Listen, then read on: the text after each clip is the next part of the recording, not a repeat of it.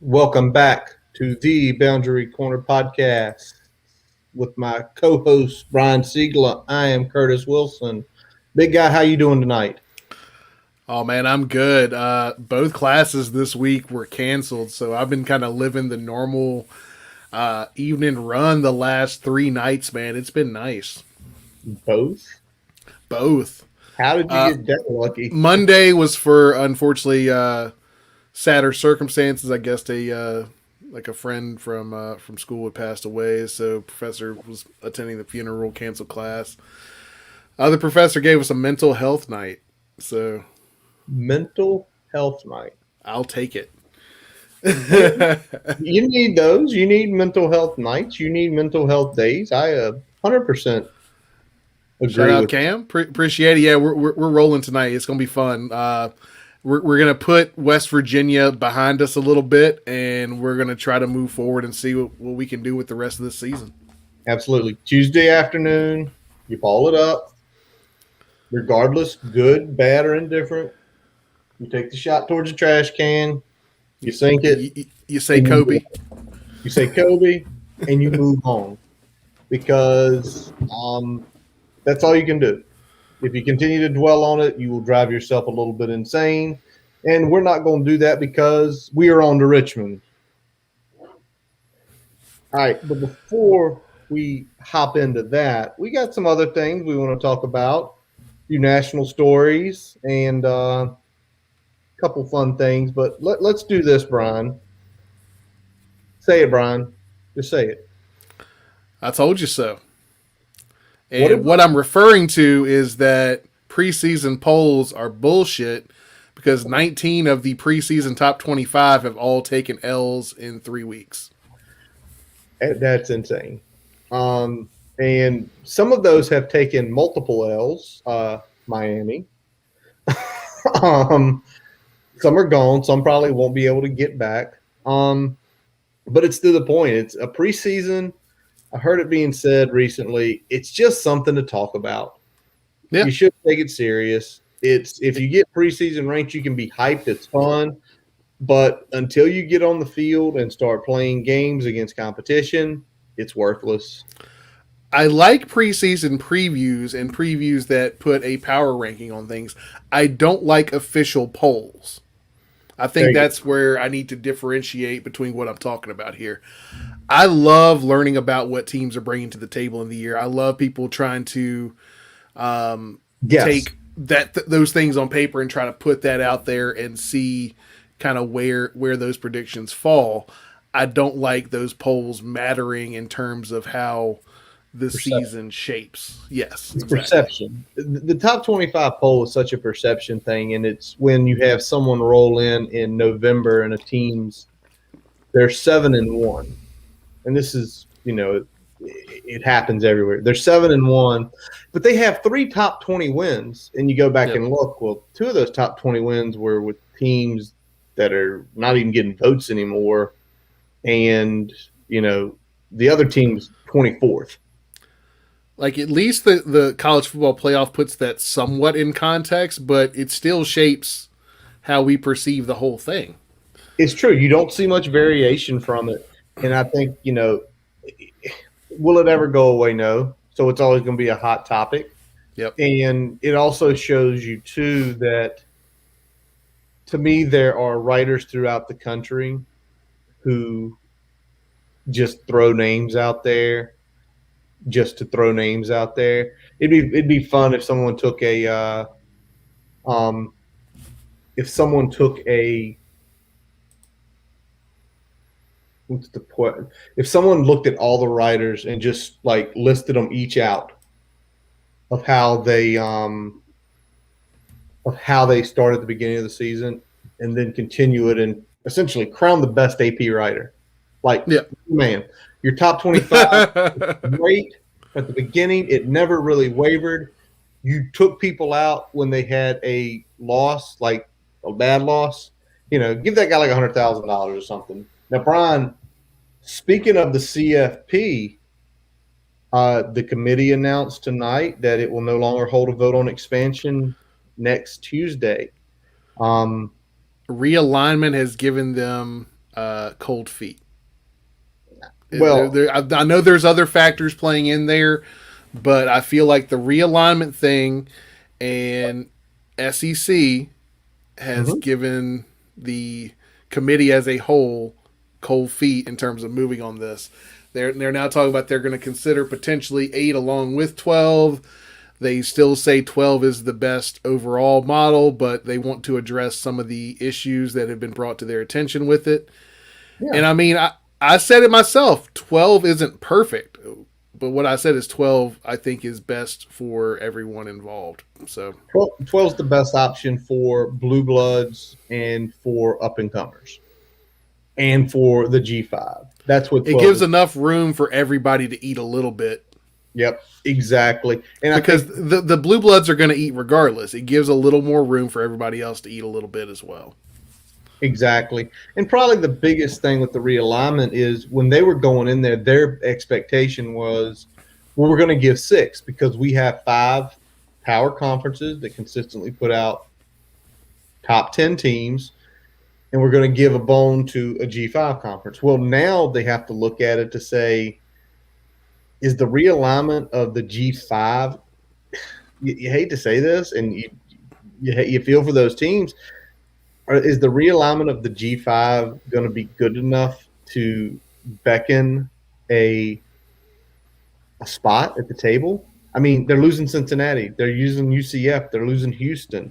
They're losing, BYU is independent, but you could still see them as getting the at-large bid Yeah. potentially. So it's like, are we just going to I think eventually they're going to stick with 12, but you know what I think they're going to do, Brian? 5 automatic bids, top 5 conferences. And because I think what they're seeing is like the new Big 12 is not going to be as good as the old Big 12, but it's not going to be lower than some of the G5 teams. It's going to be in the middle there. So we're essentially going to give them a bone that if they can pull a top 12 team off every year, they're going to get in. Yeah, and I guess the other big question is that, now with a lot of these big G5 schools moving to the Big 12, the SEC getting stronger, at what point is more teams actually diluting the product in terms of automatic bids? True. And that's why I think they go to 5, and then Yeah. it lays where it may. So hopefully they get it done quick. I mean, I think also what might be happening too is the CFP might be on some sort of scrutiny of as these realignments are happening. Fox is making phone calls. Maybe CBS is making phone calls saying, "Hey, we won't end on these playoff games." And for Yeah. them, the smartest move is just going to be wait and see what happens.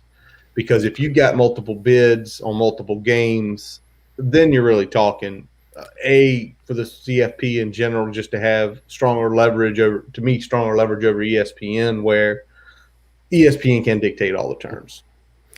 Yeah, I think that's the big thing. I think the whole point of this long term is to wrench some of the leverage away from ESPN and SEC in general and try to get it a little bit more balanced in terms of how those distribution rights are kind of divvied out there.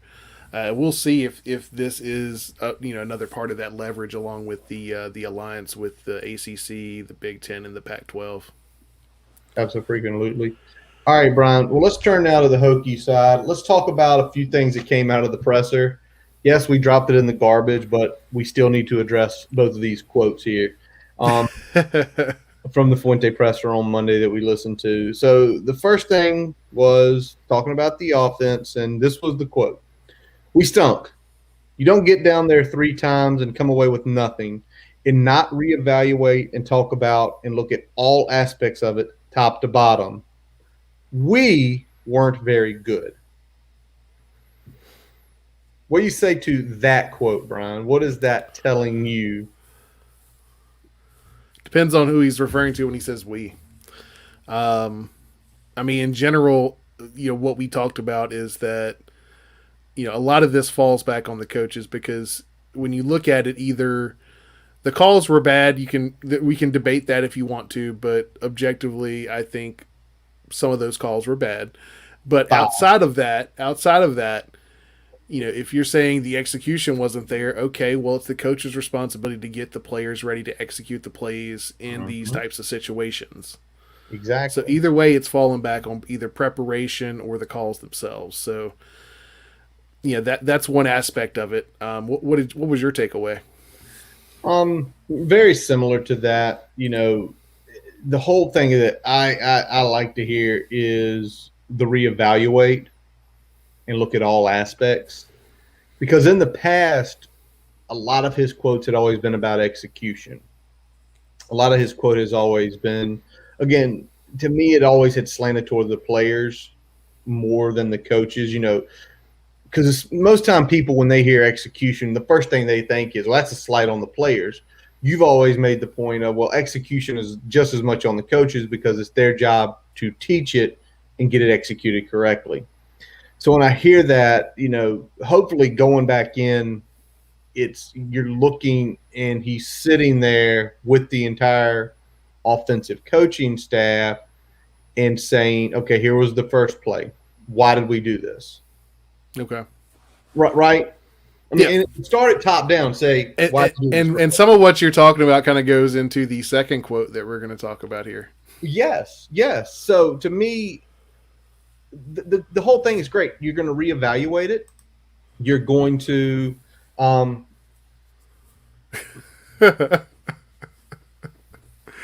Brian Kelly also fired a whole offensive staff a few years ago, and since then has paid nothing but dividends. So he executed his staff and has since. Yeah, he definitely pulled the trigger that Fuente has yet to do yet. So yet to do. With the other, he also killed a guy. So I think that was the reference. And we just Twitter. Oh, I know that was the reference. But the other piece is, again, you'd always heard him talk about execution. Now, the question is, as you reevaluate it, what changes come from it? You can reevaluate. I can sit here and, we can reevaluate anything in life if it's not going well. But if you sit there and say, well, we're still just going to do the same old thing, then what does it matter? Because the product that's happening, you reevaluate it to get to the same answer. Nobody wants. So I'm gonna use it the same way that I applied in my job. So data management, data analysis. If you collect data and you have no intentions of doing anything with that data, what the hell are you collecting the data for? If you're not going to have some sort of application that you are collecting the data for, you need to move on. So reevaluation is great, but if you don't turn that into actionable changes moving forward, then it's all for naught. All for naught at all. Now, going into what we talked about, the top-down approach, the next quote was this, and this is him sort of defending and talking about Brad Cornelison. But I would also say there's nobody that iron out the minutiae it takes to give our guys a chance to be successful than Brad. Where's your bullshit meter on that one? God. It's overflowing, man. I mean, because the thing is, if he is such great at minutia and ironing things out, we wouldn't be talking about this in year 6 because it would have been hammered out in the last few years. So he's probably not great at it, or he could be great at very individual aspects of ironing out minutia, but not ironing out an entire offensive coordinator type role. Well, I think it goes back to what we were just talking about with the collecting data, is that I think he's decent at scheme, okay at game planning, but awful at adjustments and situational play calls. So I mean, if you're going to get the minutia and break it down and have it there, and you're still not going to make changes into how you approach those other aspects that you have known are flaws in your game, then again, it doesn't matter how good you are at ironing out the minutia if you're not going to apply it in some way game day. I can't remember if it was me and you talking, Brian, or if I overheard it in a conversation on radio or other various avenues, but there was a discussion this week about there was a team that they knew that the offensive coordinator ran 20 to 20. But when it got inside the 20, essentially the head coach took over. The head coach had the background in offensive coordinating. And when it clicked inside the 20, didn't matter. That was his focus. It helped. And when I started thinking about it, well, this helps a couple reasons. If you've got a coach who's running the scout teams, okay, he's seeing both sides of the ball. Where's his next focus though? And for that coach, it was the focus is I'm going to focus inside the 20-yard line. Now, I'm not sure if that coach is focusing on both sides. Maybe he was. Maybe he was giving input to the defensive coordinator about looks that team's giving. And in his own team, I'm taking over the play controls. I'm going to call the plays from here because I am focused on this piece. So it's got to be something like that. So if you tell me Saturday afternoon we're watching the game and the sideline reporter says, Justin Fuente told us yesterday in our production meeting that plays inside the 25 he would be taking over strictly. I hear that like, okay, you're actually making a change and we actually get to see if anything's different. Right? And that's what we want. We have been pretty awful on red zone opportunities really throughout the year far in the first 3 games. We got to get better. There's no way around it. We got to get better. If we don't get better at putting points on the board when we get in scoring areas, then it's going to be a long year. We got to get better. And the issue is, and I know what was it you brought up that you saw on Monday night that the Mannings were discussing? Yeah, Peyton Manning came up Monday night, and if y'all watched it, what he talked about was third down plays. And he referenced like 3rd and 10 because I think that was the play on the field. Third down plays are your playmaker plays. Essentially he's saying the offensive coordinator in their mind should be figuring out how to get one of these people the ball because they're the best players and they have the best opportunity to get the first down. What he backed it up with it and said, now 4th down calls are essentially scheme calls. It's 4th and whatever. I think at that point it was 4th and 3 or something. That's a scheme call. You look inside your thing and say, this is our best play in the scheme for 4th and 3 or less, or 4th and 4 or less. This is how we're going to execute this play right here, this play. And when we started talking about it, it was just like, yeah, that makes sense, right? Because you can't scheme a 3rd down and 10 play. You can't. You have to figure out a way to scheme your best player open, but that is still scheming your best player open, not allowing the scheme to derive who gets the ball. Yeah, and I feel like we are a lot more dependent on scheme for success, especially in the passing game, than we really need to be. Mm-hmm. We need to do a better job of imposing our will, and I hope that this game this week is when we really start to see some of that.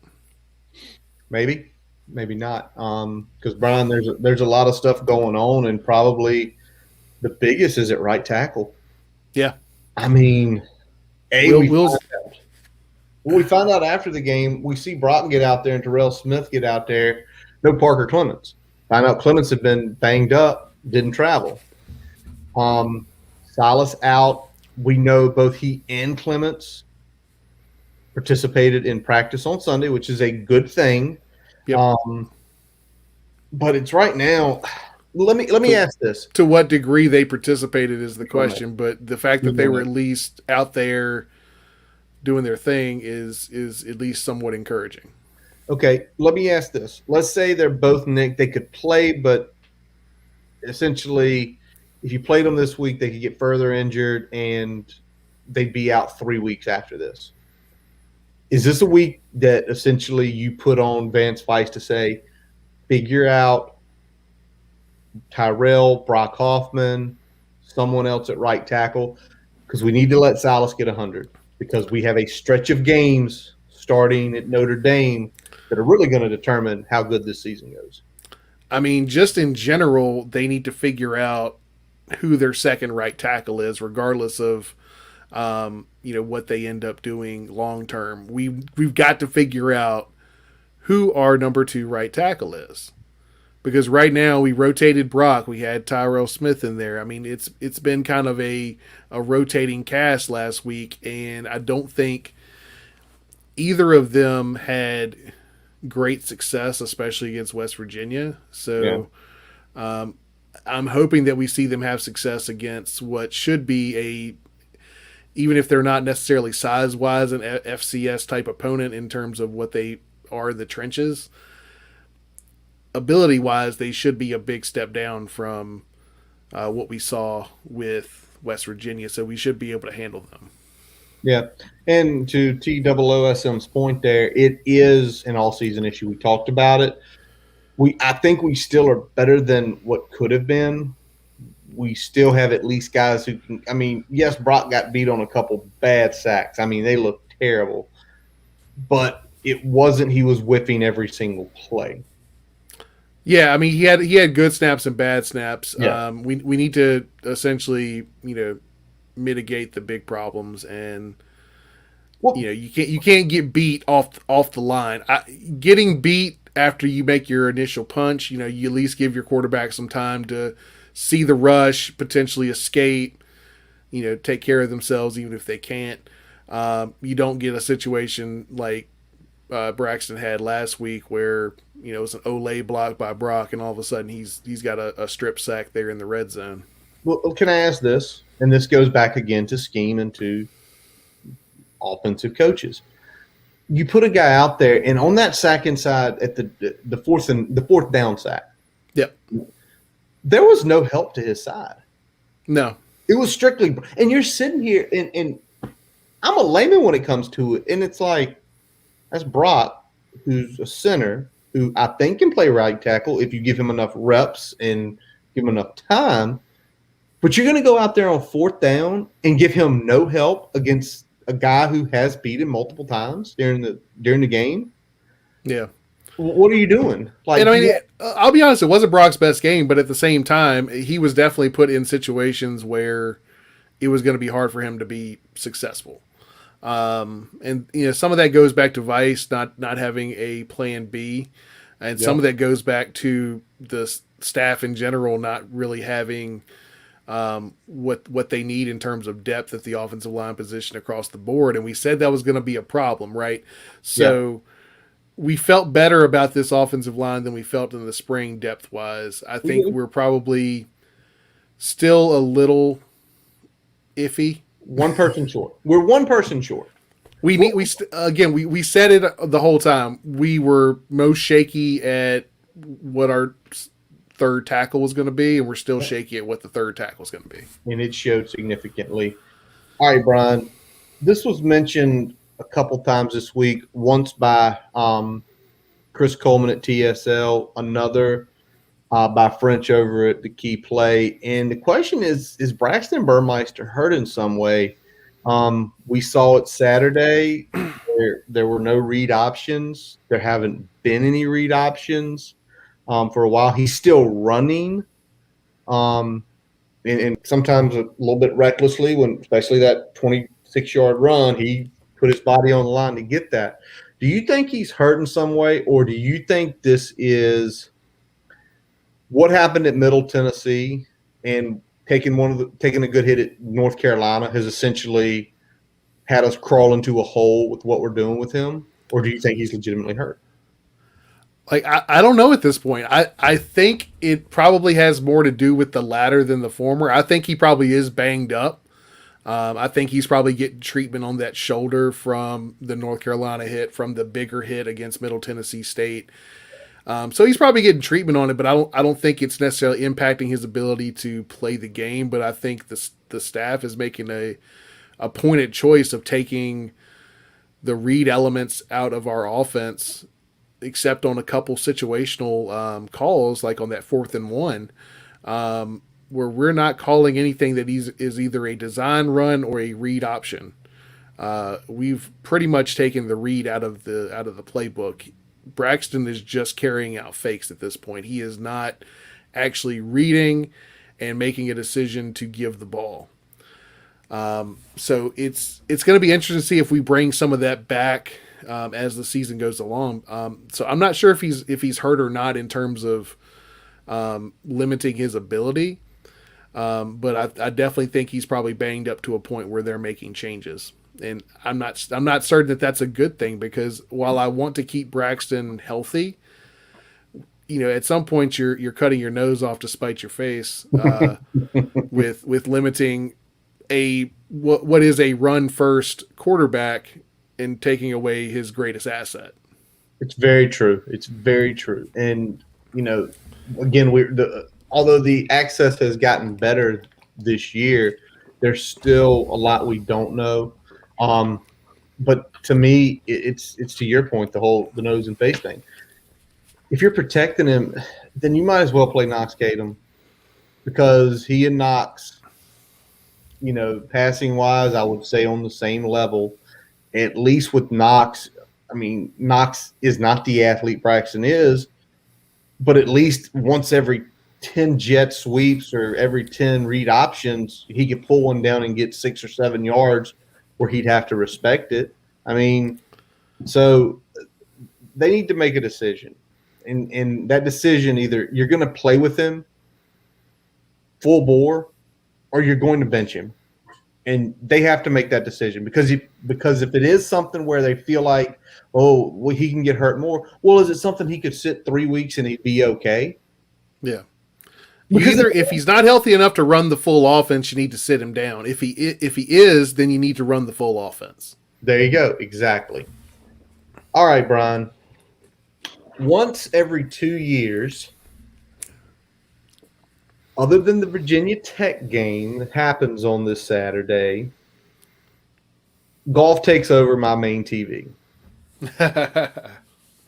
Ryder Cup, baby. Ryder Cup, Whistling Straits. I don't know who else will be out there watching it. I am a golf nerd. I love it. I literally, before we walked in tonight, I was watching live from the Ryder Cup, seeing all the pairings. It's one of those events.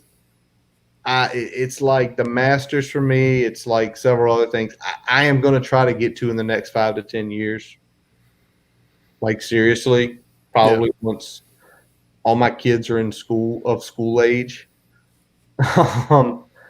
So I can be like, hon, I'm going with some people and I'm going up here. Bye. Love you. Yeah. I mean, it's such a fun event to watch, because it's such a individual achievement sport that like turns into this like hyper like team atmosphere, like team. It's just such a big switch in the dynamic that it's so awesome to watch. And it's the crowds too, because the crowds are huge. The crowds are massive. And even with the Masters and even all the big events, there can be roars, right? There can be roars. I mean, somebody hits an eagle at 13 at Augusta, it echoes.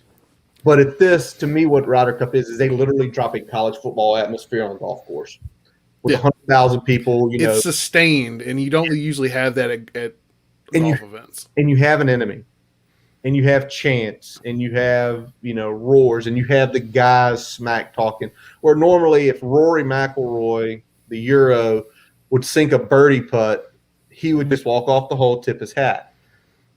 You remember a couple of years ago when he put that one on top of Reed, the finger wag, like, no, it's awesome. So I'm off work Friday. So I'm going to be coming back. It tees at 8:30. I'm going to swing by, get a big cup of coffee, maybe go to Chick-fil-A, get a nice chicken sandwich, or maybe Rise, get a nice big chicken sandwich, and then sitting here probably for the better part of 9 hours, not moving. So Rise is the move, man. Go to Rise. Rise is the move. Go USA, beat the Euros. Now, guys, tonight, before we turn into Know the Enemy U of R, we are going to take a quick pause with a message from our digital partners. As we take a quick break, we'd like to tell you about getting your free website report from our digital partner, Grassroots Digital Marketing Studio. They'll tell you how your website ranks on Google, on-site SEO, and social media. No commitment to buy anything. You can get your free report by visiting grassrootsdigitalstudio.com/free website report. Now back to the episode. All right, guys. Know the enemy, University of Richmond, coached by Russ Huesman. They are a top 25 FCS program, have been for a couple years now. Just missed the playoffs last year, probably based more on not playing enough games than actually the record itself. But we're going to kick off tonight with their defense. Brian, you told me they are a 4-2-5 defense, and I remember listening to the presser on Monday. Fuente mentions that 5 of their defensive linemen could play for us. Well, did we recruit any of them is the first question I have for walk-on opportunities.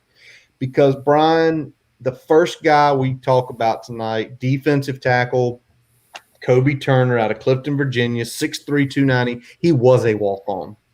Yep. And he's a redshirt senior. In his career, 117 tackles, 25 tackles for loss, 12.5 sacks. Was the 2020 Coast CAA Defensive Player of the Year from walk-on, and now he is getting looked as an NFL prospect to get drafted next fall. What are you seeing from this big guy on tape? Motor guy, really good use of his hands, good job working leverage, getting off blocks.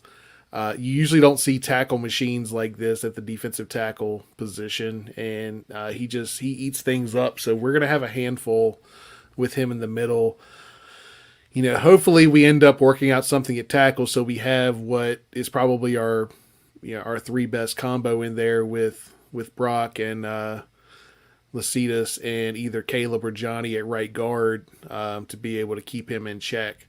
If we slide Brock out, then we're probably getting a little bit thinner in the middle there than I'd like to. So yeah, he's going to be the big player on defense that we've got to watch. He is their game-changing talent on the defense. What's his technique? Where are we going to see him lined up primarily? Primarily, he's going to be in a 1 technique, but he'll occasionally line up at the 3 as well. Okay. All right. So, again, Kobe Turner, number 98, walk-on turned All-American, turned NFL prospect. So keep an eye on him. All right, next guy I want to talk about, Brian. Let's talk about Darius Reynolds, the 6'2" defensive end, 250 pounds, out of Yorktown. 2020 actually led the CAA in sacks. He had like 5 in 4 games, which was very impressive. He is a 6th-year senior. In his career, 93 tackles, 19 tackles for loss, and 13 sacks. So really last year, it looked like that really was his coming out party, and he's played pretty solid this year. What are you seeing from Darius? Where's he lining up for us? Yeah, he definitely turned the edge last year. He's lining up the defensive end. They'll swap sides with those DNs, but he really is kind of their speed rush, the guy off the edge that they're bringing, especially on third and long. He's pinning his ears back and coming after the quarterback. Looks like you said, he's really seemed to turn the corner last year with the spring season into this year. So got to make sure that our tackles are holding up in pass pro. We can't have what we had last week at the right tackle position. And really both tackles overall didn't have a great game, but Tenuta held up a whole lot better than we did on the right side overall. So we got to make sure that we keep him in check and don't get Braxton hit unnecessarily. Depending on who starts at right tackle with Reynolds, do you think we're going to, if he's lining up on the right tackle side, are we going to have to essentially put Gallo over there, or at least have someone, whoever's in the backfield, chip every play? Or do you think whoever it might be could hold up against his talent level? I'd like to see us at least give that a try Okay. before we start sending help that way. It's a pretty decent stress test to see if we're holding up better than we did last week. I'd like to see us be able to. There's no reason that we should not be able to hold up against this defensive line overall. Like I said, Kobe Turner's definitely a handful, but the other guys are FCS caliber players. Okay. Darius Reynolds is a good version of that, but there's still a cap there. Got it. All right, Brian. We looked at the D line. Really not going to look at the secondary tonight because I think the two guys in the middle with what we've been doing on offense um, are the guys we've got to look at. And what we're looking at is the linebackers. We're going to start with number 41, Tyler Dressler out of Covington, Virginia, 6'3", 245, was an all-CAA linebacker last year. In his career, 182 tackles, 18 tackles for loss, 6 sacks, and an interception. Now, Brian, is this our Mike or is this our more backer type position? Dressler is more of the Mike, and the next guy we'll talk about, Tristan Wheeler, is more of the backer. Okay. Dressler does a good job of getting off blocks and making tackles when they need to in the running game. Neither of them are great in terms of their coverage, so that's going to be an area where we can take advantage. But Dressler's definitely going to be the harder in terms of handling the blocks inside the tackles. All right. Any liabilities in coverage? Is this where we should take advantage of a Dressler? Yeah, I mean, really, like I said, both of these linebackers, both Tyler Dressler and Tristan Wheeler, are, I'd say, just average at best in coverage. That's Okay. where I think we should attack them. And in general, I think we need to get really everybody across the board involved in the passing game this week, and hopefully we can kind of work ourselves into a little more of a groove there. Little tease for what's coming up later in the Hokie Gamma version. That's a tease, ladies and gentlemen. That is a tease. All right, next guy I want to talk about. This guy actually really impressive. You already mentioned his name, Tristan Wheeler, number 30, linebacker, Bethlehem, PA, 6'2", 228. All first CAA first team last year. In his 2-year career, 167 tackles, 6 tackles for loss, 1 sack, 2 forced fumbles. 2019, he was the CAA Defensive Rookie of the Year, and he was also one of the 20 finalists for the Rice Award. The Rice Award is given to the top FCS freshman. In 2019, it was won by Trey Lance. I'm very familiar with him. He's a hell of a player for Florida State. This guy was a finalist, and you think about FCS. There's over 100 schools, and there's only 20 named to the finalists. He was one of them, and those stats in a couple years, Brian. He is, he might not be much in coverage, but he can tackle. Yeah, he can definitely tackle. He makes a lot of good plays, and he doesn't miss a lot of tackles. I think that's the big thing, is that he does good there, and he does a good job of cleaning up kind of on the spill area when he has that kind of edge responsibility there. So he does really good at getting off the blocks as well, similar to Dressler, but is still kind of a liability in coverage. So hopefully we can take advantage of him there. And like I said, I want to see us do a little bit more with that. So we'll see how that goes. All right, Brian. Now I'm looking here. There are a couple guys that you want to talk about in the secondary, and the first one here that we're looking at is 6'2" Amar Hall out of Baltimore, Maryland. 1 second here. Need a couple things to pull up. So obviously, younger guy out of Maryland. Played 4 games in the spring, and ranked 4th on the team in tackles, which is pretty impressive for a younger guy, especially a defensive back position. What are we seeing from him, Brian? So this is kind of like what we were talking about with some of the safety play last week with West Virginia, is that he makes some good plays here and there, but he also is prone to some big mistakes. So hopefully we can take advantage of the mistakes that he will make in the game. Redshirt freshman, I mean, there's still growing pains there, so that kind of makes sense, right? Yeah. And again, the thing I'm focusing on this week is what we can do in the passing game to take some of this, allow the offense to have a little bit more space to operate, because that's a big problem that we've had, especially early in the West Virginia game. We had it early in the Middle Tennessee State game. We got tight in the second half against UNC. We've got to do something to kind of space this field out a little bit more to let this offense start to hum a little bit better. Well, I mean, I think if we take a look at some of those 3rd and 4th quarter route concepts, if we can start just getting those involved early in the game, whether we're taking shots or not. Yeah.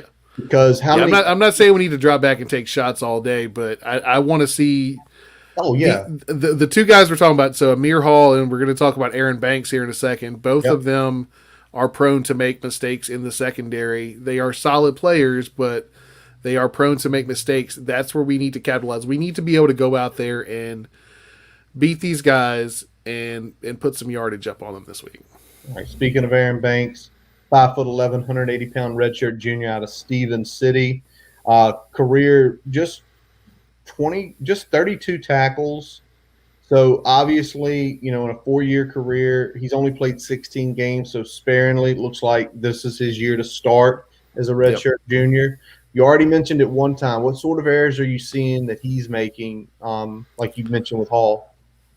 So him in particular got beat on a couple double moves. Doesn't not a very willing tackler. He doesn't do a good job of coming up and making the play, tackling as well. So I think we should be able to run at him. I think we should be able to throw at him if we work some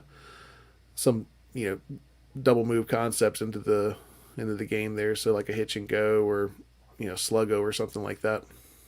All right. Brian, Houston's known for his defense, but just looking at the tape in general, I know you really looked at the Villanova game, which, I mean, guys, they basically had a 2-touchdown lead, going into the last 2 minutes of that game, and they lost. Or a 1-touchdown lead, 2-touchdown lead with 9 minutes to play, 1-touchdown lead with 2 minutes to play, and they essentially gave up 21 points in the course of 9 minutes. I mean, they more or less shut down Villanova's offense for like 3.5 quarters. because I think 10 of those points that Villanova got early on were on very short fields. So, Richmond did a good job against Villanova for 3.5 quarters and then just kind of let that one slip away from them. All right. Well, let's flip over to the offensive side of the ball, Brian. And I know there's one offensive lineman you want to talk about, and that's going to be Tim Coleman out of Stone Mountain, Georgia. He was a transfer from Furman. And actually, something that you don't see too often, a 3-star guy for 247 and for Rivals. So he did have some recruiting looked at while he was a recruit. He was a freshman All-American while he was at Furman, then transfers over to Richmond. And right now, in his career at Richmond, he's played in 29 games, so it looks like he got there. He was in some sort of role for the last 3 years and continuing with his role this year. What are we seeing from this left tackle on tape, Brian, at 6'4", 320? He's their most solid and consistent offensive lineman. So really, if we can figure out a way to, get Garbett on the opposite side of him going, and hopefully Barno can maybe get some one-on-one situations and still beat him here because, we've seen Garbett kind of take steady steps here, but we need to see, I think, the entirety of the defensive line take care of this offensive line. The offensive line overall is, I'd say, average. They're not built like your typical FCS line. Like I said, both sides in the trenches, they've got some good size to them.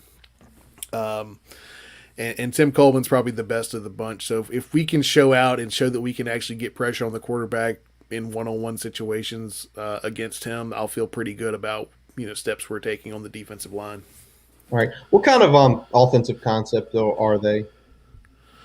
So they're kind of that power smash mouth spread. They like to run the ball out of the spread concepts, read option, but they'll sling it downfield as well. Very similar offense to kind of what Ohio State kind of runs. That's what I was about to say. Is this something, if we looked at Ohio State, this would be a much lesser version of that?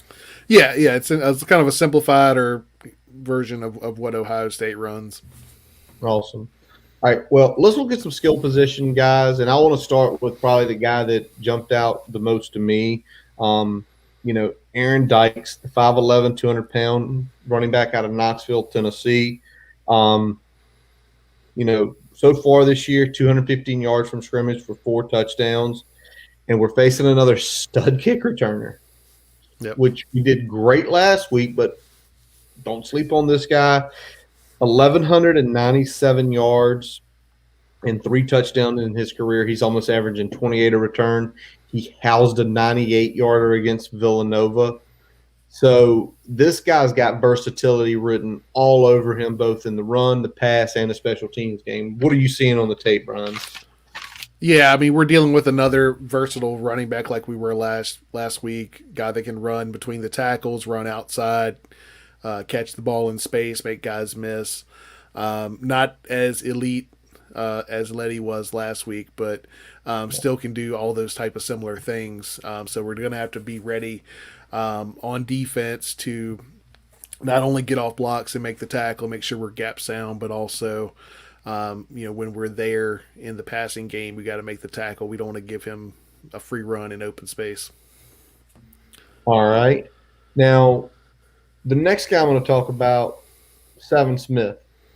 I'm assuming, just looking at the data, he's not a pass catcher at all, is he?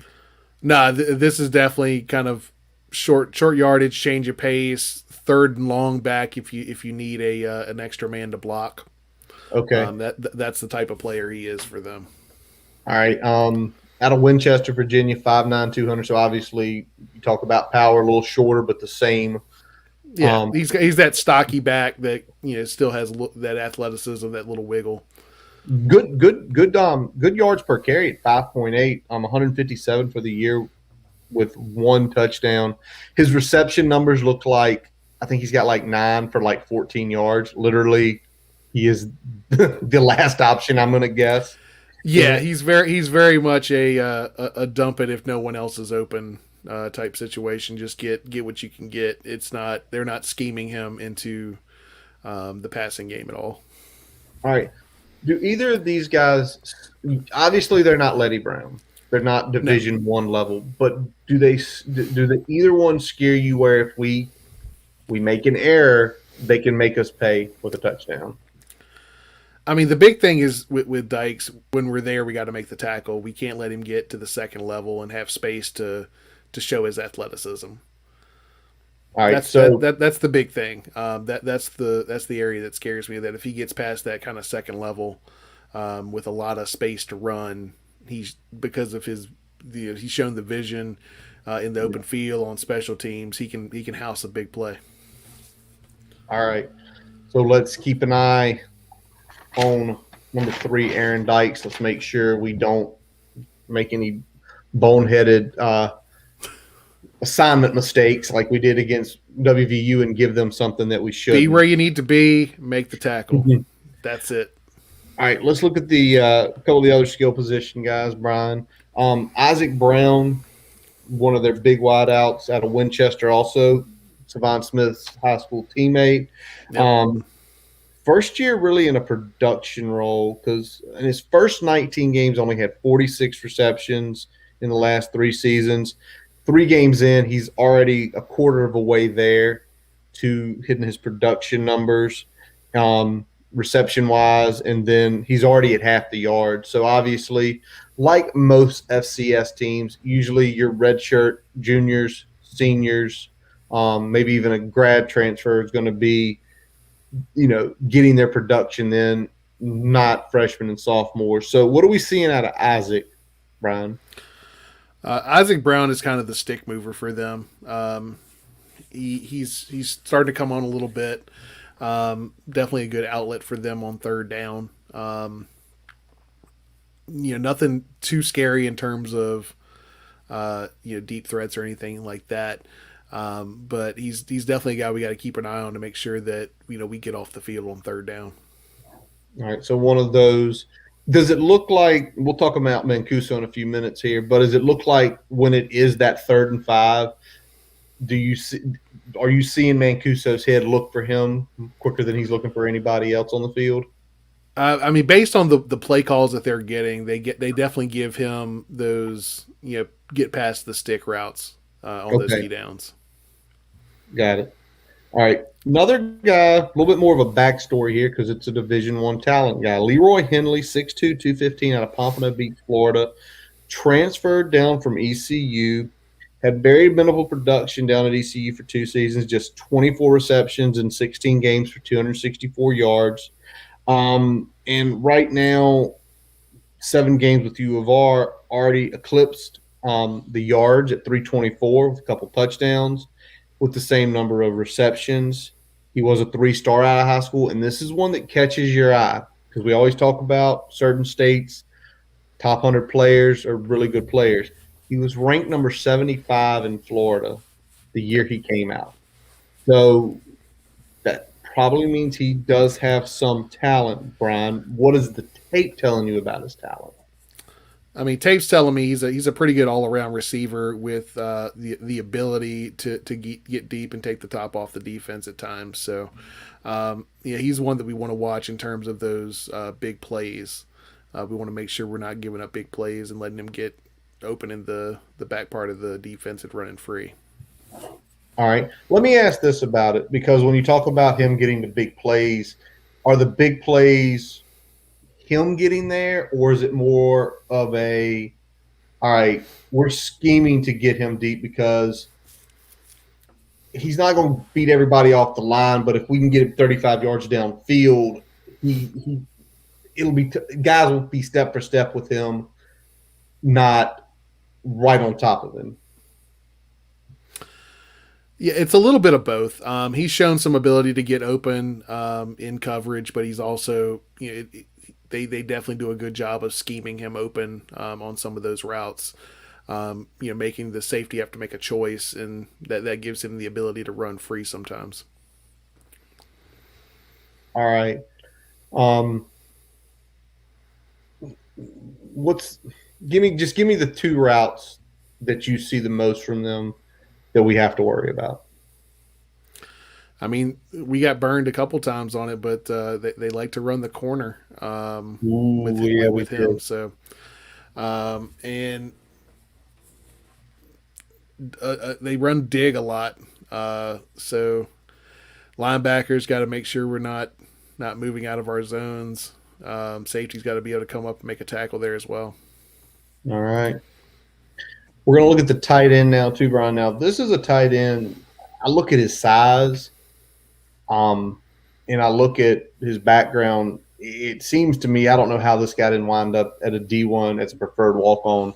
His name is Connor Devane, number 83. He's 6'5". He's 256 pounds out of Medford, New Jersey. He is considered a redshirt freshman because of the NCAA rule, but he played in every game last year, all 4 of them. And he's played in every game this year so far. He also played basketball in high school, where he essentially averaged 18 points a game as a senior. So definitely showing some athleticism there. And so far this year, the first couple games, not a lot of statistics, but the last game, Brian, 3 catches, 50 yards.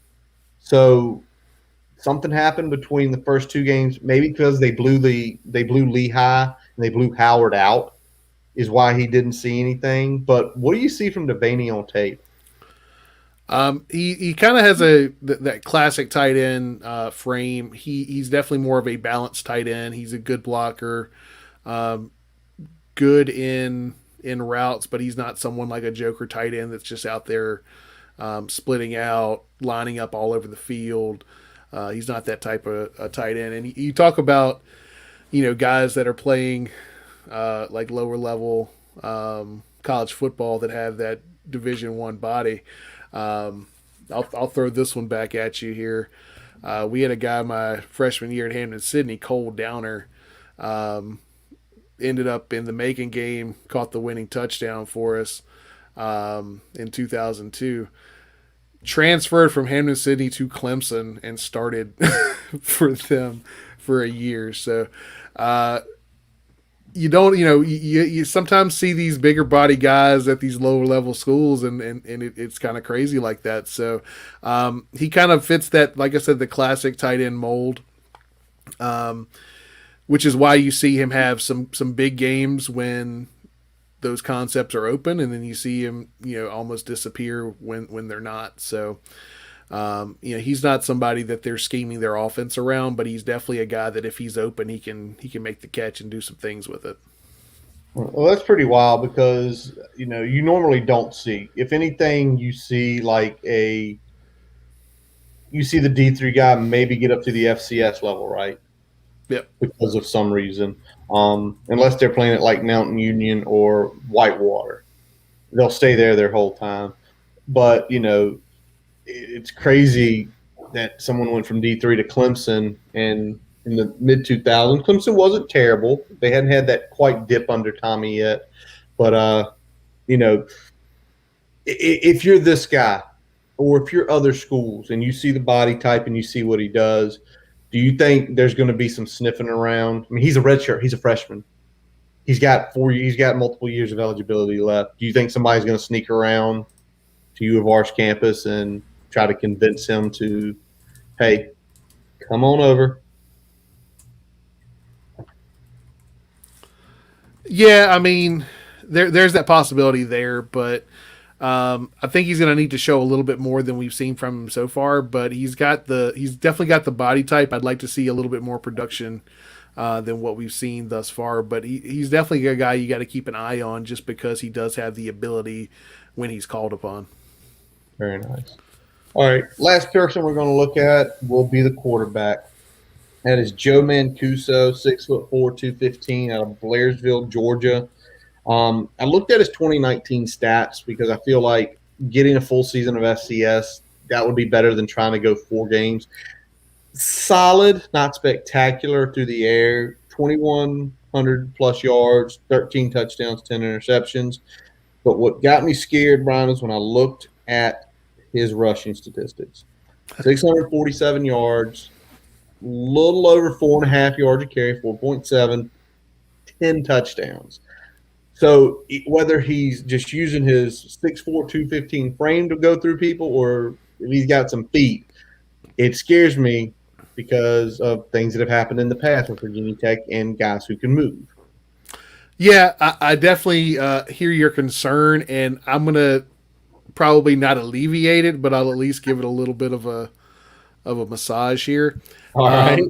Overall athleticism, he's closer to Sam Howell than like elite level players that we've seen in the past. That's not terrible.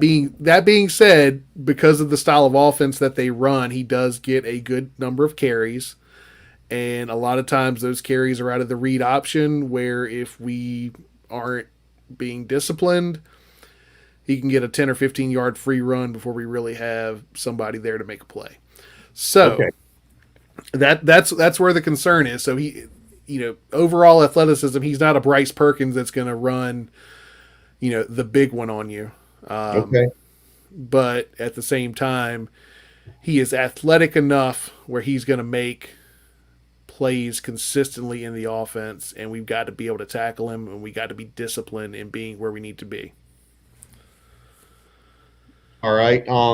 What about his arm? I mean, I see 10 interceptions to 13 touchdowns. That's almost 1-to-1. I mean, is he an errant throw guy, or is it he's got a good enough arm where there's windows, he's trying to squeeze it in there based on their offense? Yeah, I mean, he's definitely got a good arm. I'd say accuracy is about average, but he has the arm that can make all the throws that you want a quarterback to make. All right. Yeah, so the big thing, again, similar to last week, is to get pressure on him in the pocket and make him get rid of the ball before he's ready. All right. Well, let's hope we can do that. And let's go ahead and flip it, Brian. Let's get to the Hoka Gamma version. And we got offense lined up first, but since we're coming off their offense, I want to flip to our defense. You just said it. Get him off his spot. Amari Barno, we both said this. We have not seen him in the stat lines, and we really haven't seen him make much of an impact the last 2 games. Yep. He has to make an impact this game. He's got to get his footing back and make an impact in this game. Yeah, we need to do a good job of getting him ready for this game and ready to make an impact on the defense. We've seen 2 games in a row where he's been steady, but he hasn't flashed that ability that we've needed and that we got from him against UNC. I don't know whether that's getting tape from UNC and they figured out a way to slow some of that down, or what it may be. But whatever it is, we need to see the ability that he's flashed last year and the ability that we saw against UNC come out more consistently. All right. The next one, and we discussed this Sunday at nauseum. The first two games was probably some of the best tackling games we might have had in the last decade. Saturday, not so much. It nothing burned us for a touchdown per se, but it kept drives going. What do we have to do to clean it up, Brian? I think the big thing is just, I mean, it's got to be tackling and it's got to be consistently being where you need to be so you're not reaching. So we saw on the opening touchdown, Dax come in, missed the tackle. Part of that was because someone wasn't in the right position, right? So Yeah. a lot of times missed tackles occur because we're not gap sound, we're not making the right run fits, things like that. So it starts by doing those things right, and then that kind of can feed into making the tackle. But another thing that we saw last week was a couple plays. I'm going to call out specifically Chamari Connor on a third down, coming for a kill shot, and instead of wrapping up, and then if you don't get the guy to the ground, at some point, they end up making a play after the fact, and that cost us a third down conversion there. So if you're going to go for the kill shot, make sure you're wrapping up too. Absolutely, Brian. The next thing I'm going to say is I can't remember who it was against West Virginia or was on West Virginia, but after the Waller interception, I was watching that playback today. And if he got out of that little muck, there was the wall. The defensive line had gotten out in front. And, it's one of those things. I think now we're so accustomed to the way the offense is working that it's one of those, like, score. We're too close. We need an old-fashioned Beamer ball defensive touchdown in a key moment, and I think that's going to be what we need this week, and not necessarily to win the football game, but just from a mentality standpoint, I'd like to see us score a defensive touchdown this week, whether it be a scoop and score or a pick six. Yep, something that the defense kind of was gaining its swag back in the second half. I think something like that early could really set the tone for the whole game. We haven't had one in a while. You feel like it's coming the way you've talked about sometimes making bad judgments. He threw one against Villanova and Mancuso, so maybe this is the game. Yep. All right. Well, let's flip it to the offense, Brian. What do you want to see? What's the first thing you want to see out of the offense this week? I want to see better matriculating of the offense up and down the field, along with the ability to hit some big plays, whether in the running game or the passing game. We shouldn't be forced off the field as often as we were against Middle Tennessee State against this defense. We need to consistently move the football and put points on the board. All right. And,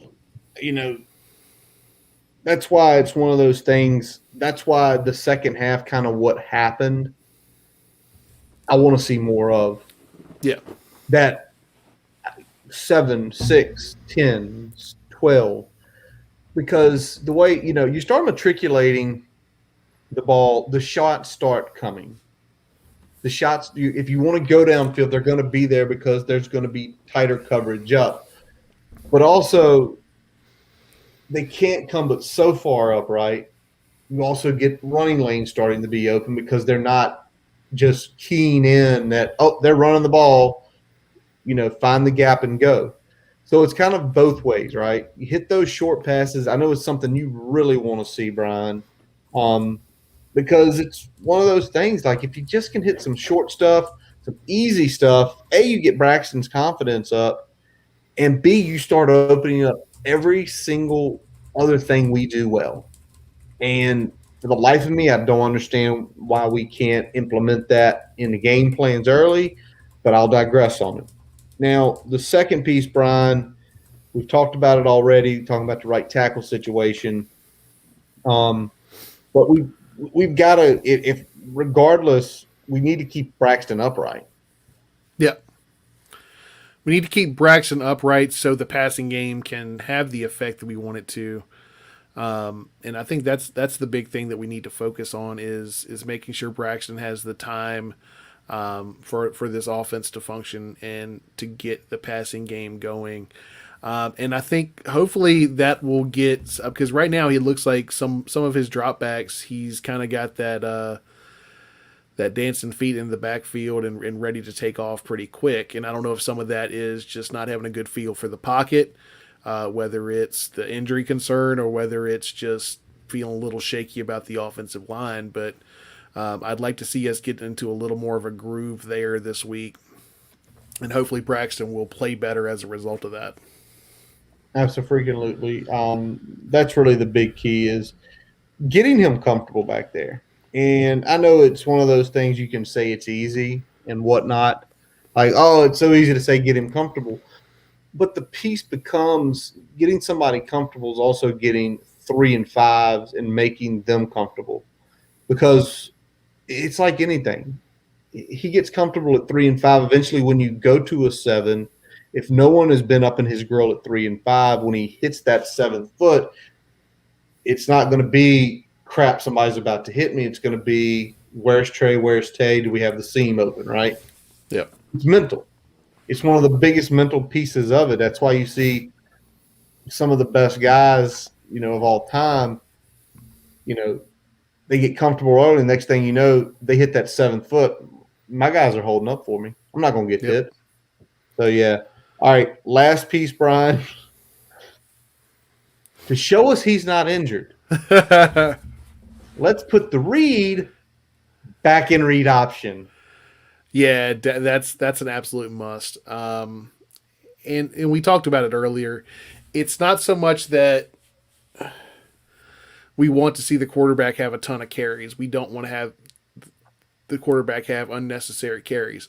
But the point of the read option is to let the quarterback keep the football when it is schematically correct to do so, meaning that he will have some degree of free run to get some yardage and still have the ability to get down if he needs to. I don't want him taking unnecessary hits, but at the same time, the way this offense functions, we cannot take the reads out of the read option because it becomes a very generic offense without that element to it.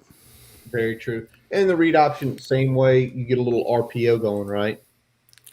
You get a little RPO, you're holding the ends, you're holding the linebackers, lanes are opening up. So, again, by not having it and teams are just saying, well, they're going to hand it off, crash the line, drop back into your zone, find the gap. We're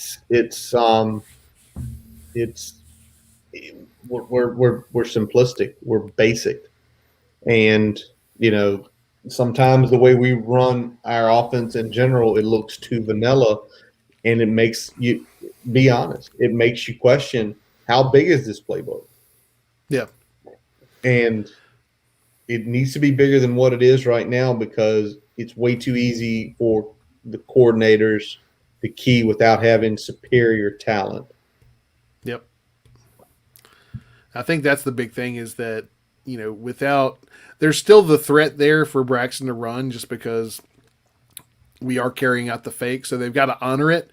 But pretty much the only person honoring it now is that Reed defender, right? Nobody else on the defense is really caring about whether Braxton keeps it or not. Your DN is, doing their squeeze and pop technique, and outside of that, nobody's really focusing on it because we haven't shown – that we're going to run it to any degree of frequency, right? No, we haven't ran any. His running has been some scrambling, and the thing he's had a couple design runs that were the way quarterback design runs, quarterback powers with a guys significantly smaller when you have a perfect option to bring off the bench. Let's not even get into that because we'll get real pissed off. Like you have a guy on the bench who can do this, just let him do that job. Yep. All right, Brian. We've talked the enemy. We've talked the version we want to see this week of the Hokies. Let's make our predictions here, man. And if I chose Richmond, no, I would still be on the show. So Curtis vetoed that one real quick. No. First of all, being in Richmond, we hear a lot about Richmond. We know more about them. And are they a good team? Yes. But this is not the Richmond from the early or the mid 2000s that were built under Clausen in London, coached up. This isn't the one who competed for national championships and knocked off UVA. They're a good team, but they're not good enough to compete at the Division I level. I think this is going to be similar to Middle Tennessee. I think we might start a little faster, but probably not fast enough for us as fans. I'm going to go 34-13. Comfortable 3-score win. Okay. Say you, Ron. I'm very close to that. I'm actually going about a touchdown more than you on the Hokie side there. I'm going 42-13. I see this as being – this is going to go like Middle Tennessee if the Hokies actually woke up in the first quarter. All right. So they actually played as if the first quarter was a thing. So we at least put points up in the first quarter. Probably not as fast of a start as we'd like, but still a lot better than what we saw against Middle Tennessee. Pour it on late, get some of the second string guys in there. And I think that's going to be important too, because we need to see, because depth is such a big problem for us right now. The more reps we can get against live competition, the better we're going to be. That starts at quarterback, getting Knox more reps this week. Especially if Braxton is truly nursing some sort of injury and we might need Knox at some point later in this season. I want to see more offensive line rotations. Figure out what the fuck you want to do at right tackle. This is the week. Figure out who the third tackle is. And, I'd say on defense, get some of those young guys on the defensive line some reps because we're going to need them long term as well. Just get them the reps because the way things look, you could be short next year.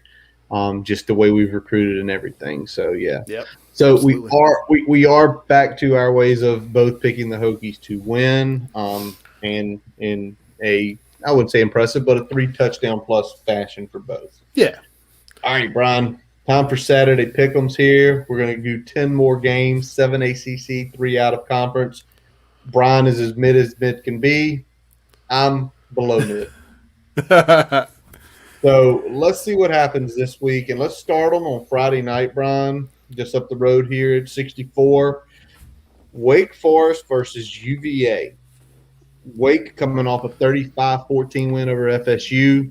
Yep. UVA scored more than 35, but still lost by 20 to UNC 59-39. So shake your head on that one. Since you are the leader in the house, who are you taking on this one? Man, this one I've been struggling with, dude. I like Wake top to bottom better. I like UVA's offense. The question's going to be, is Wake's defense enough to kind of hold them down enough for Wake's offense to do just enough to pull out the victory? Because it's essentially a pick. It's a 4, not quite in the pick'em zone. I'll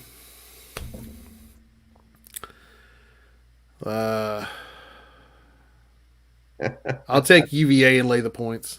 You're going to take UVA and lay the points. All right.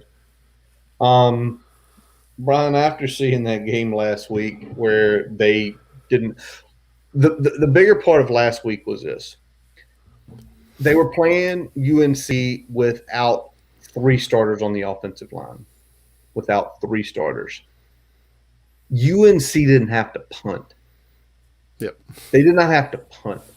And to me, that's the bigger concern because you're dealing with Sam Hartman, a veteran quarterback Yep. at Wake Forest, very good offense, and a solid defense. I Yeah. think this game's going to be high.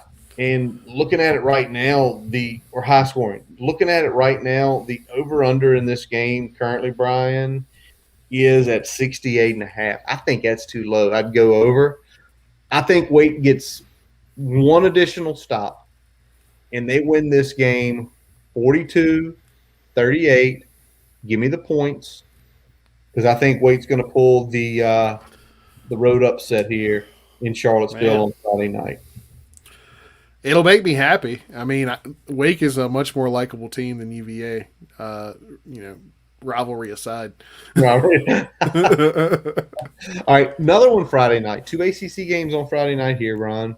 Syracuse goes out of conference again where they play Liberty. Liberty in the Dome is a 6-point favorite, so Malik Willis and Liberty get are the road favorites. So a home team getting points. What am I thinking on this? Yep. Liberty so far this year has played Campbell, Troy, and ODU. Well, ODU is sort of this year. Campbell's obviously FCS. So the only one I look at is Troy. And Troy, always, you hear about them every once in a while. They're a pretty good team, you know. And they played a tight game with Troy. It was they only won by 8 points. So when I see a home team, the funkiness of the Dome getting 6, I don't know who wins the game outright, but I'm gonna take a home team. Give me the points. I think Syracuse comes to fight, and again, don't know if they're gonna win it, but I think it's a lot closer game than Vegas thinks. Yeah, I'm with Cuse in the points as well, and it really just boils down to I think with some extra tape now, we've got some tape on Liberty. Mm-hmm. Team like Troy played them tough. They're playing in the Carrier Dome, which is notoriously funky. Yes. I think just those things alone will keep it close, and I think it's going to be too close for that 6. All right. We're both on the Cuse train. All right, Brian, you do this one. You love BC or hated BC so much last week. They play Mizzou this week. This is a coin flip game. Mizzou laying 1.5. So whoever wins this game and whoever you take, it's probably going to win. What do you think? Yeah, I really don't know what to think about this game because I don't think BC is quite the same team that they were now that Jerkovic is out. At the same time, they're better than I thought they were going to be, at least initially. I'll take BC here. All right, Brian. They burned me last week. I'm not gonna defy them again. He's not defying them again. Brian, I would go with you if BC didn't put up 220 yards of offense last week. They won that game with a quarterback throwing 34 yards. Yep. I don't know how to figure how Mizzou's only a 1.5-point favorite at BC. I know BC has a solid defense, but I essentially think against Mizzou that defense isn't going to get anything, or that offense isn't going to get anything going. So I'm going to take Mizzou. I'll lay the 1.5. I think Mizzou wins this one big by 2 touchdowns. Okay. All right. You tell me how this is the line on this game. Okay. Hold on. I'm turning the hat backwards because this one's confusing. Yep. Florida State, Louisville. Florida State, after hanging with Notre Dame, losing on the last section play to Jacksonville, and then going blown out by 3 touchdowns at Wake Forest. This is a home game for them. That's great. Louisville played its best game of the year against UCF. Louisville's only a 2-point favorite.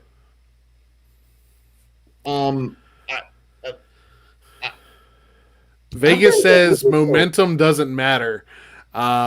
They're taking talent over momentum because right now Louisville. There's no reason. Like to me, this is legal limit Louisville. I'm with you. I'm with you 100%. Legal limit Louisville because if somehow FSU can figure out what they're doing, which I don't know if they can. Louisville kind of finally found its footing last week against yeah. I mean, it's two. You're essentially telling me just Louisville has to win outright, and I think they will. So yeah, I do too. I do too. All right. The next one is the stinkiest line of the week. Oh yeah. I mean, Robbie, if you're listening tonight, which you're probably not, you're probably just pulling home from the field house down at North Wilkes. Clemson minus 10 against NC State. I know Clemson. I think that delay game is getting everyone a wrong look at them. They played an elite defense in Georgia. They did move the ball. They weren't stalemated all night. Yeah. They screwed themselves a few times. They moved the ball against Georgia. They screwed themselves. And after what we saw from the Fighting Dave Dorns when they went down to Mississippi State and laid a fat old goose egg, even though with this game at NC State, I think this is going to be one of those games Dabo gets everybody riled up, and I think they win by 14 to 17 points. I think it'll probably be an entertaining game to watch. I think they pull away late, but I think the 10 points is just I can't fathom why it's 10 points. Yeah, give me Clemson here too. I was high on NC State, and that Mississippi State game burned me, and I have not forgiven them for that yet. I don't trust them. I don't trust them in a matchup where they need to get a win. So I'm going to go Clemson here. I think they end up figuring out kind of how that offense is going to look with this new personnel. This is the game where we see that come to fruition. Like you said, Dabo's going to have them fully whipped into a lather to play their asses off for this one. So, yeah, I'll take Clemson. All right. I don't want to.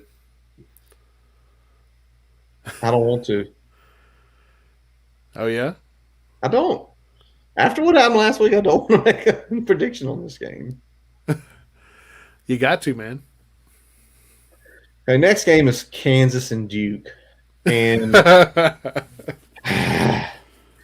Duke is laying 16 points.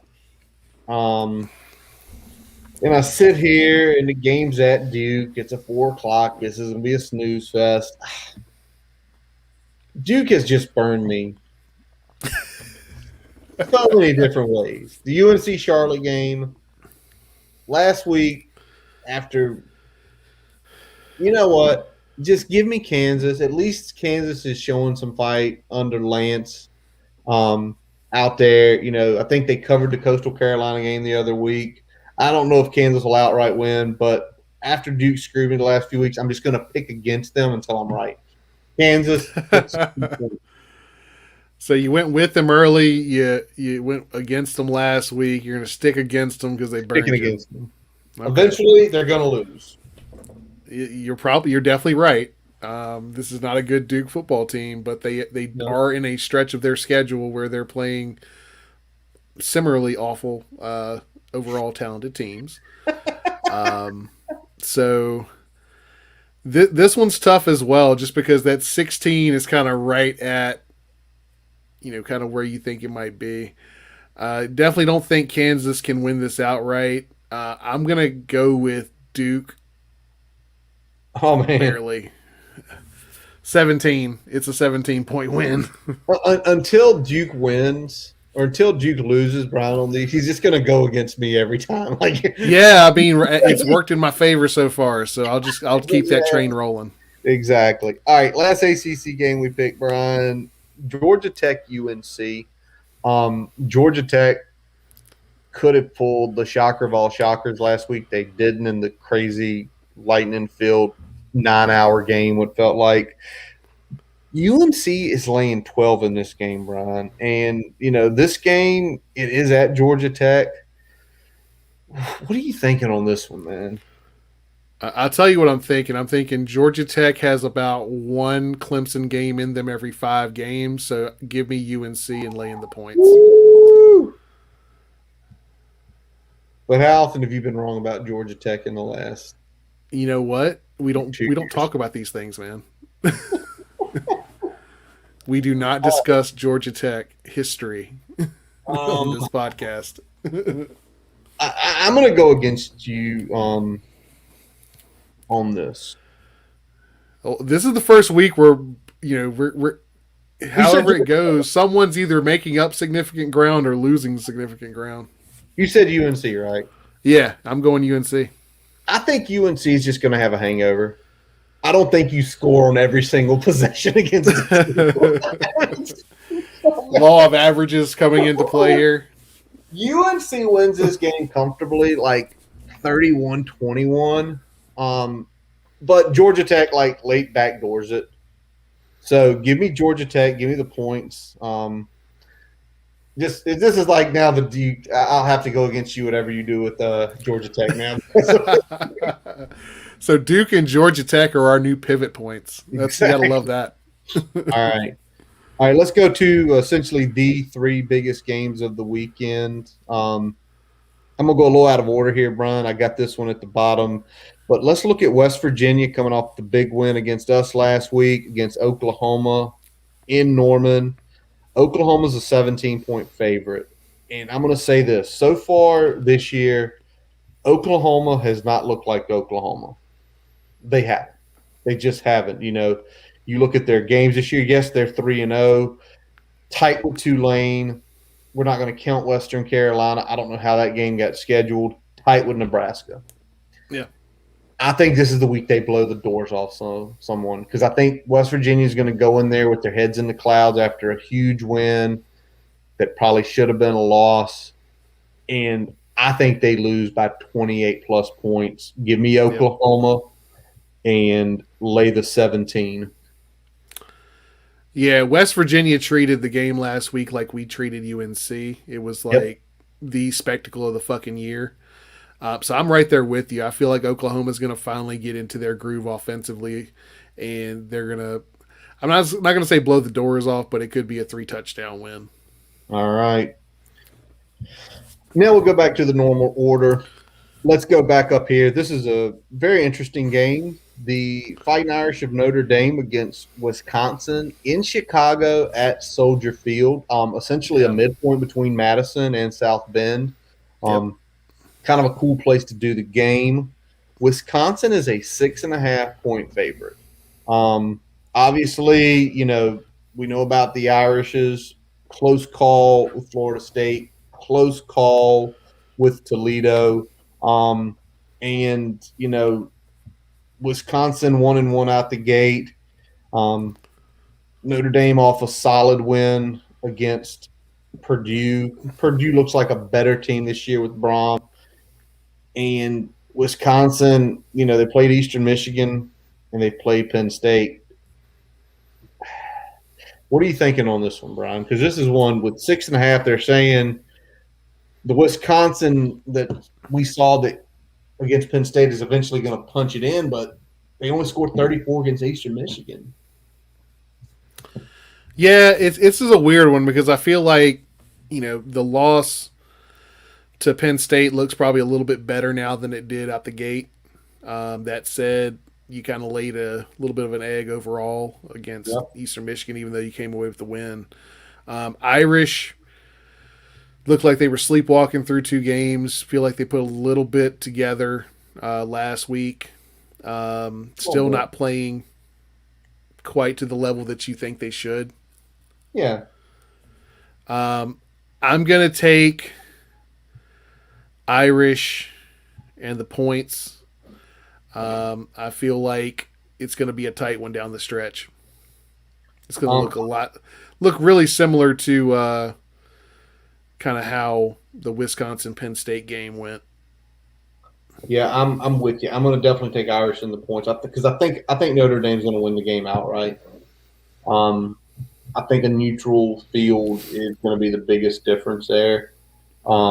with a split house. Where if this was in Madison at 6.5, I think I'd be taking Wisconsin here. Um, but also, I'm one of those two. I don't want Notre Dame to lose until October 9th. So Yeah. give me Speaking of no. which, we got a little comment here. Early thoughts on how we match up against Notre Dame. Well, if it's the Notre Dame that's been sleepwalking the first 3 weeks, I like our chances. But they've got 2 games back to back before us to sort of wake up. I mean, they've got obviously Wisconsin this week, and then next week I think it's the USC game. No, it's Cincinnati.